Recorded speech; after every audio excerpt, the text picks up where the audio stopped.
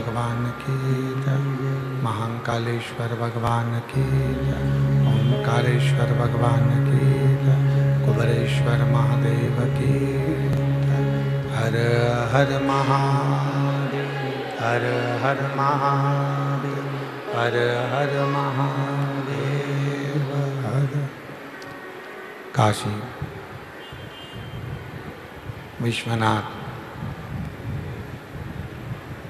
ओगड़दानी त्रिकालदर्शी कैलाशी अविनाशी भगवान शिव, जिनकी पुनित पावन पवित्र शिव महापुराण की कथा भगवान शिव की कृपा से आप और हम सभी को श्रवण करने का सौभाग्य प्राप्त हुआ है। बड़े भाग्यशाली हैं सभी श्रोता भाई बहन जो बाबा कुबेरेश्वर की पवित्र पावन भूमि पर 5 दिवसीय शिव महापुराण की कथा गुरु पूर्णिमा महोत्सव के अवसर पर श्रवण कर रहे हैं। कथा के मुख्य यजमान श्री नेहल प्रगनेश जी पटेल, प्रिंशा पटेल जी यूएसए से, श्रीमती मधु महेश कुमार राय जी इंदौर से, श्री अजय अग्रवाल जी ग्वालियर से, श्रीमती मीनाक्षी बाला साहब काटे जी संभाजी नगर से, श्रीमती हरवंती बाई पुत्री कृष्णाबाई मालाकर जी माथेला खंडवा से, श्रीमती अंजला अग्रवाल जी लंदन से, श्री राकेश सिंह जी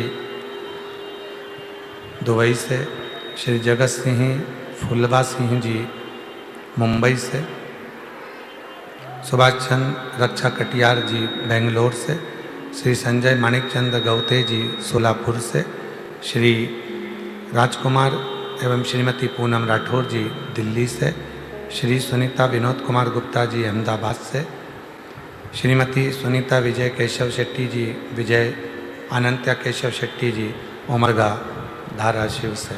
एक बार सभी यजमान परिवार के लिए जोरदार ताली बजाकर उनका साधुवाद, वंदन, अभिनंदन। कथा मंडप में विराजमान हमारे सीहोर जिले के विधायक महोदय जी की धर्मपत्नी श्रीमती अरुणा जी राय जी, जो भगवान शिव की परम उपासक हैं, एक बार उनके लिए भी जोरदार ताली बजाकर उनको साधुवाद। और तेरी कृपा बिना न हिले एक भी लेते सांस तेरी कृपा से तन तन बखान क्या करूं मैं आँखों के ढेर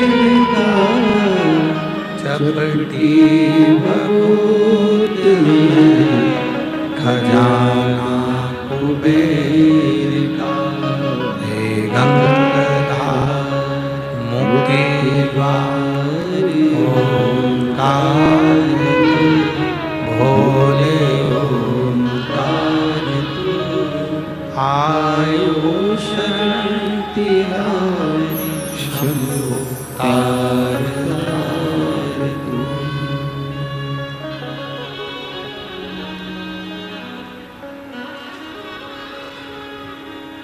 एक देवाधिदेव महादेव, एक माँ जगतजननी अम्बा, एक भगवान श्री नारायण, एक श्री गणेश जी महाराज, एक मेरे सूर्य नारायण भगवान।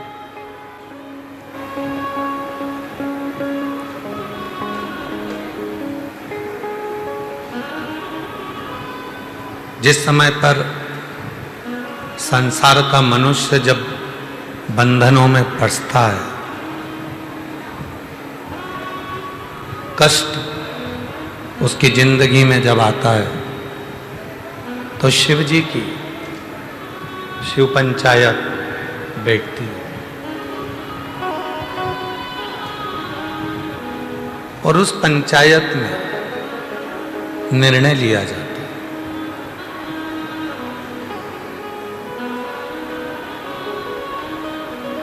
क्या निर्णय लिया जाता है कि इसने अपनी जिंदगी में शिव की साधना कितनी की।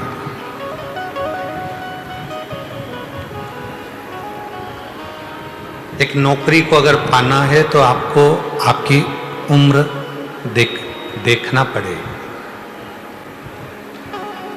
पुलिस की नौकरी में जाना है तो भी उम्र देखना पड़ेगा, मिलिट्री की नौकरी में जाना है तो भी उम्र देखना पड़ेगा, गवर्नमेंट नौकरी में। कला के साथ सीखना वास्तव में कभी नहीं रुकता। एक क्विज के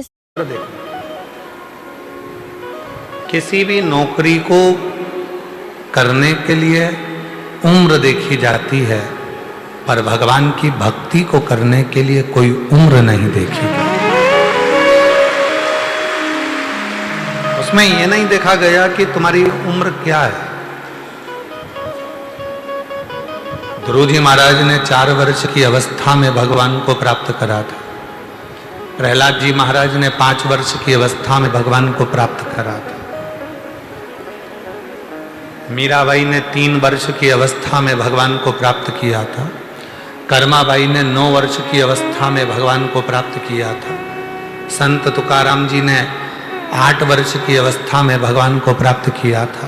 नामदेव जी महाराज ने 6 वर्ष की अवस्था में भगवान को प्राप्त किया था। रामकृष्ण परमहंस जी ने 8 वर्ष की अवस्था में भगवान को प्राप्त किया था। शबरी अम्बा ने जब एक अवस्था पूरी चली गई तब भगवान को प्राप्त किया था। ऐसी कई ऐसे संवाद हैं जिन संवादों में हमको लगता है कि भगवान को पाने के लिए उम्र नहीं, भगवान को पाने के लिए केवल भाव देखा जाता है, फिर उम्र कोई सी भी हो परमात्मा प्राप्त हो ही जाता है।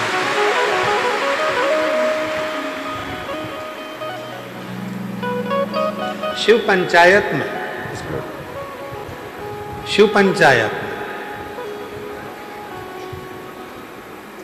शिव पंचायत के अंतर्गत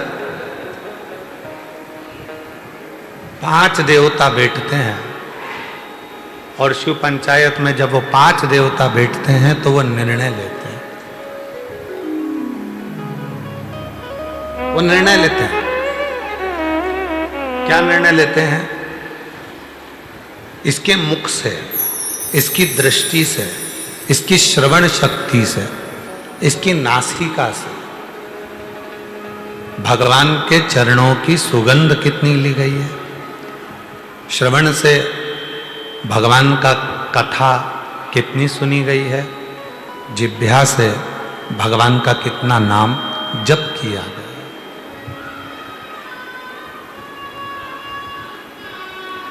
कितना जप, कितना सुंदर कहा है शिव पुराण के अंदर।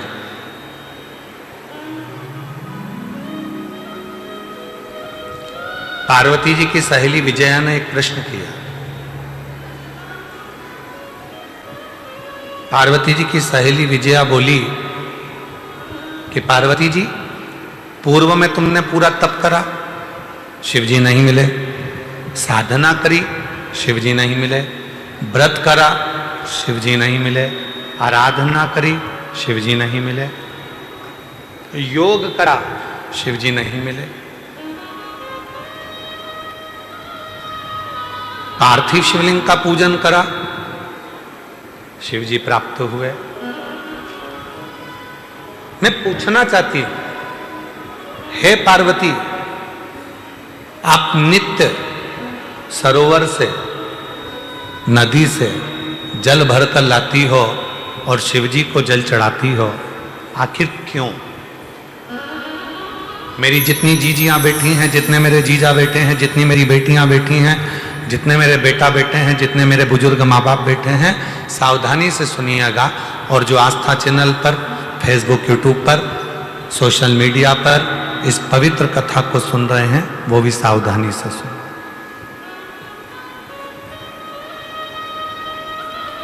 दो समय का किया गया भजन हमें नरक में नहीं पड़ने देता। एक, जिस समय पर अपने कुल में किसी को बच्चा हो रहा हो, बच्चा जन्म ले ले और उसकी नाल कटे, उस नाल कटने के समय पर जो भजन किया जाता है, नाल कटने के पहले, बच्चा जन्म लिया, नाल कटने के पहले जो भगवान का एक बार भी अगर नाम ले लिया तो समझ लेना कि जिंदगी में दूसरा जन्म नहीं हो सकता भगवान का भजन।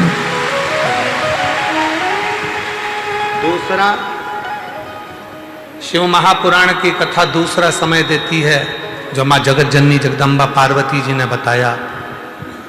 जिस समय पर संसार का मनुष्य अपने घर से जल लेकर, जैसे मां पार्वती जी नदी से जल भरकर, सरोवर से जल भरकर, बावड़ी से जल भरकर पार्थिव शिवलिंग का पूजन करने के लिए जाती थीं, जिस समय पर संसार का मनुष्य अपने घर से जल भरकर शंकर के मंदिर तक जाता है, जितनी देर उसके हाथ में कलश रखा रहता है पानी का, उतनी देर अगर उसके मुख से 2 बार भी शिव का नाम निकल जाता है तो फिर संसार में उसका जन्म नहीं होता, वो शिव का।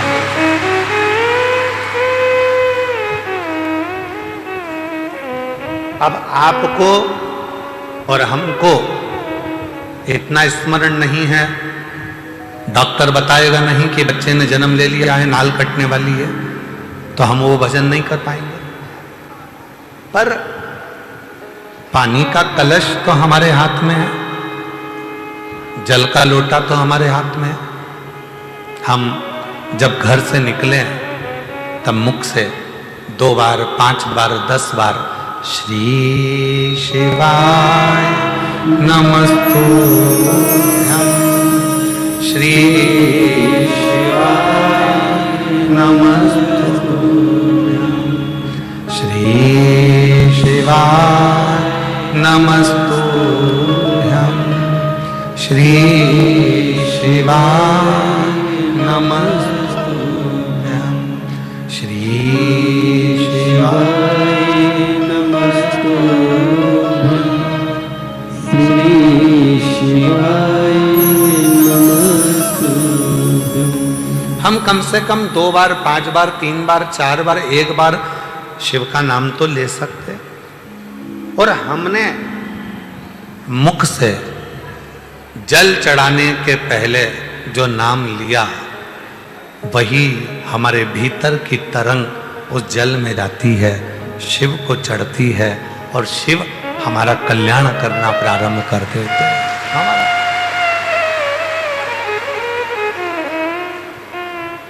कितना सुंदर कहा है।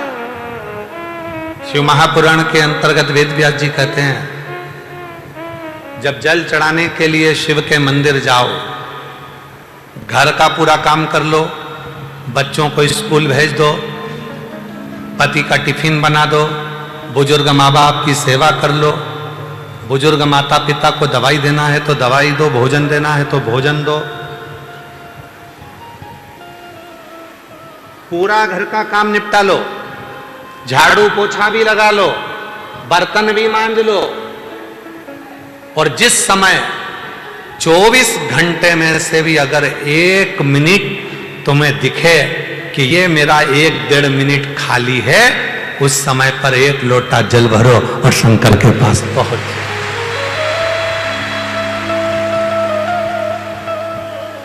झगड़ा कर नहीं। बच्चे रो रहे हैं और तुम शिव जी के मंदिर में बैठे हो, शिव स्वीकार नहीं करे। पति आवाज लगा रहा है कोई काम के लिए और तुम शंकर के मंदिर में बैठे हो, स्वीकार नहीं। घर के बुजुर्ग माँ बाप दवाई के लिए घर पर बैठे हैं और तुम शिव के मंदिर में बैठे हो, स्वीकार नहीं हो, ये स्वीकार नहीं। बर्तन मांज लिए, भोजन बना लिया, सब्जी रोटी बना ली, सारा घर का काम कर लिया। अब कई लोग कहते हैं गुरुजी हम तो अशुद्ध हो जाएंगे, हम तो अशुद्ध हो जाएंगे। ए मेरी जीजियों, भगवान शंकर ने जब माता पार्वती जी के साथ में 7 फेरे लिए, 7 फेरे, और फेरे होने के बाद जब माता पार्वती जी के मांग में जब सिंदूर भरा गया, वो सिंदूर जब मांग में भरा जा रहा था, वो सिंदूर नासिका पे आकर गिर रहा था। किसी किसी के यहां आज भी सिंदूर नाक से भरा जाता है तो मांग के मध्य तक भरा जाता है, आज भी। शिवजी ने जब मांग में सिंदूर दिया, वो सिंदूर नासिका पे आकर गिरा, नासिका। और जब नासिका पर आकर गिरा, अब देव अधिदेव महादेव ने कह दिया, सुनो पार्वती, आज मैं संसार की प्रत्येक नारी को एक वर देता हूं कि नारी चाहे छोटे से बच्चे के कपड़े धो ले, नारी चाहे अपने घर के बुजुर्ग के कपड़े धो ले, नारी चाहे झूठे बर्तन मांज ले, नारी चाहे अपने पति के झूठे बर्तन मांज ले, कपड़े धो ले, सारा काम कर ले, उसके बाद भी नारी अगर एक क्षण के लिए मेरे मंदिर तक आ रही है तो वो कभी अशुद्ध नहीं हो सकती, वो शुद्ध की शुद्ध ही है, वो अशुद्ध नहीं है, उसमें शुद्धता का भाव नहीं। आज के जमाने में बहुत बड़ा बड़ा आडंबर हो गया, शिव जी को हाथ मत लगाना, इस मंदिर में प्रवेश मत करो, इस मंदिर के अंदर कोई जा नहीं सकता, शंकर जी को कोई हाथ नहीं लगा सकता, भगवान को कोई छू नहीं सकता।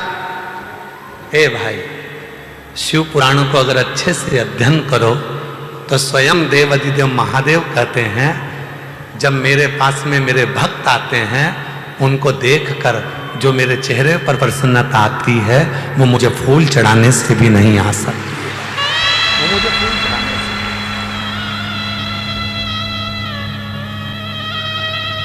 ये तो अब जब मंदिर हो सारे के सारे शंकर जी के मंदिर में भक्तों का जाना चालू हो गया, तो अब लोगों ने थोड़ा सा ये क्रम चालू कर दिया, शाम को भगवान का श्रृंगार हो जाता है, हम जल नहीं चढ़ाने देंगे, शाम को शिव जी को पानी मत चढ़ाना, शाम को शंकर जी को जल मत चढ़ाना। ये अब चालू हुआ। पहले तो मेरा भोला बाबा पेड़ के नीचे बैठा है, ओटले पर बैठा है, दरवाजा भी नहीं है, मंदिर भी नहीं है, खुले आसमान में बैठा है, रात दिन सुबह शाम जब तेरी मर्जी पड़े तब तेरे बाप के पास आ, तब तेरे शिव के पास आ, जब तेरा मन हो। एक पूजन आपको बताई थी, एक उपाय आप लोगों को बताया था, रात्रि के 9:00 जम के बोलो 9:15 वाला। वो ऐसा शस्त्र है, अब कई लोग उसका विरोध भी करें, सीवर वाले बाबा तो हर कुछ बता देते हैं, रात को 9:15 पे शंकर जी को जल चढ़वा रहे हैं। हे भाई, पेट दुखेगा ना तो बच्चा अपने पापा और मम्मी से ही कहेगा, बच्चे को दर्द होगा तो वो अपने माँ बाप से कहेगा, दरवाजा बजाएगा, पापा मम्मा आई, दरवाजा बजा। ये संसार का मनुष्य का बाप देव अधिदेव महादेव है, जब इसको दुख आएगा तो कहां जाएगा। किससे किससे कहे, किसको बोले?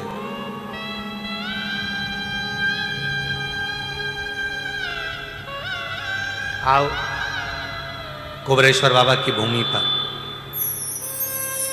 रात को 12 बजे भी आओगे तो शंकर जी को जल चढ़ता मिलेगा। बोलो बोलो, सही है गलत है? 1:30 बजे रात को भी आओगे तो शिव जी को जल चढ़ता मिलेगा। 2 बजे रात को भी आओगे तो शिव जी को जल चढ़ता मिलेगा। 3:30 बजे रात को आओगे तो शिव जी को जल चढ़ता मिलेगा। 6 बजे भी आओगे तो जल चढ़ता मिलेगा। दिन भर जल चढ़ता मिलेगा। 24 घंटे बाप का दरवाजा अपनी औलाद के लिए खुला की खुला है। वो आएगा, उससे कहेगा। किसके भरोसे, किसके भरोसे?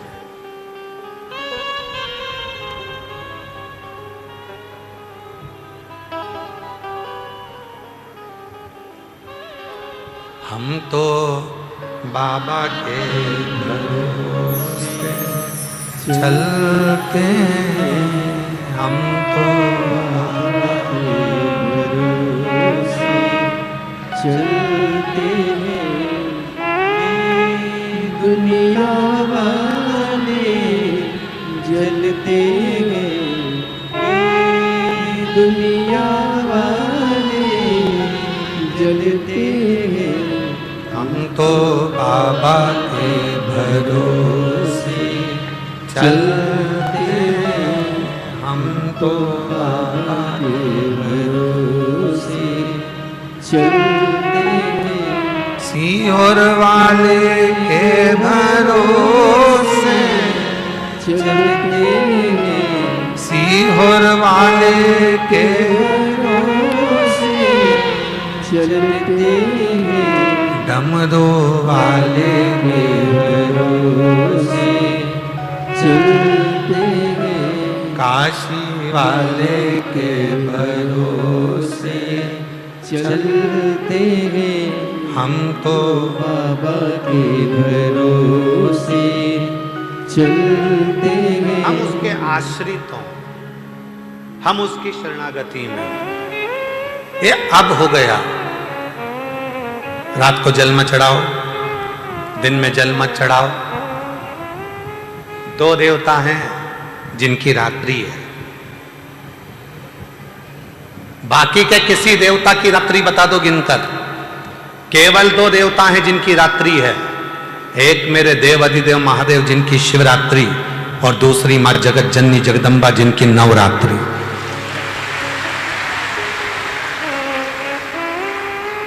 तैंतीस कोटि देवताओं की लिस्ट निकालिए, किसी देवता की रात्रि नहीं है। रात्रि है तो मेरे देव अधिदेव महादेव की शिवरात्रि। शिवरात्रि का मतलब क्या होता है? कोई भक्त है, भाव से जिस दिन उसको पुकारेगा, चाहे रात हो चाहे दिन हो, कभी भी पुकारे शंकर, उसके लिए अपना कैलाश और काशी छोड़कर आ जाते हैं। वो शिवरात्रि कहलाती है।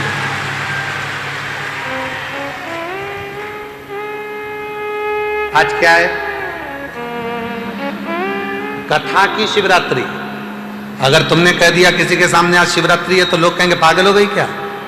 अभी कोई शिवरात्रि है?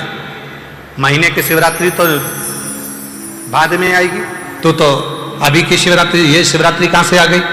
कई लोग कहते सीहोर वाले बाबा ने शिवरात्रि बनाना चालू कर दिया। हर कथा में शिवरात्रि मनाते हैं। क्यों ना मनाए, क्यों ना मनाए? हमारा वो आकाश और आशीष, इनकी औलाद है।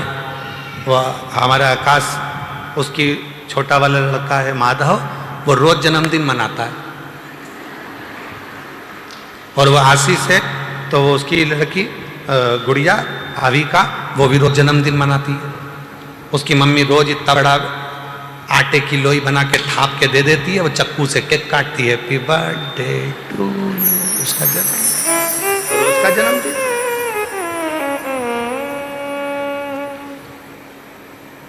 कोई जरूरी है कि जन्मदिन आएगा तब केक काटेंगे?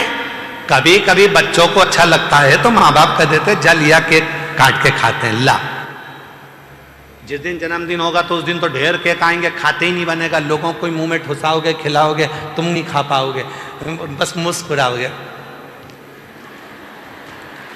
पर खाओगे नहीं। दूसरे को खिला, इतने केक यहाँ कटा वहां कटा, यहाँ काटा वहां काटा, गाड़ी पे काटा, स्कूल में काटा, यहाँ काटा, सदुर केक कटेंगे, पर तुम खा नहीं पाओगे। खाने का मजा कब है? जब जन्मदिन निकल गया, अकेले हो, उस दिन एंजॉय अपने परिवार के साथ, लाओ जरा अच्छा बढ़िया केक खरीद के लाओ, बढ़िया चॉकलेट वाला काट के फिर खाया तो स्वाद आया, आनंद आया। तो जरूरी है कि जन्मदिन के दिन ही खुश होगे? तुम तो रोज प्रतिदिन एक लोटा जल चढ़ाकर इतने खुश हो कि मेरे बाप से मैं बात कर आई हूं, मेरे पिता से मैं बात कर प्रसन्नता होना चाहिए, आनंद होना चाहिए, मुस्कुराते दिखो, मुस्कुराते।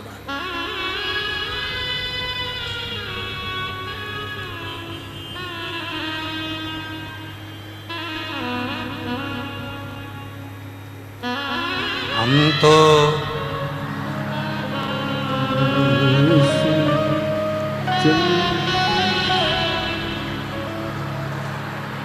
बोलो बोलो बोलो बोलो, ये दुनिया, ये दुनिया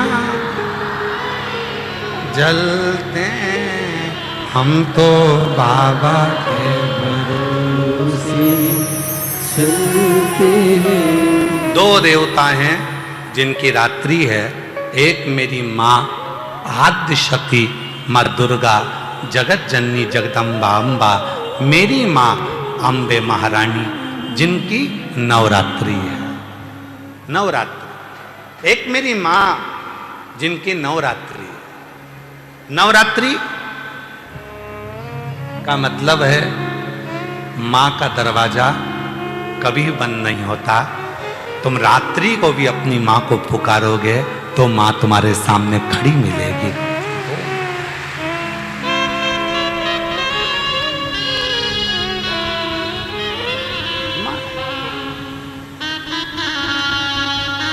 एक बात कहें आप लोगों से,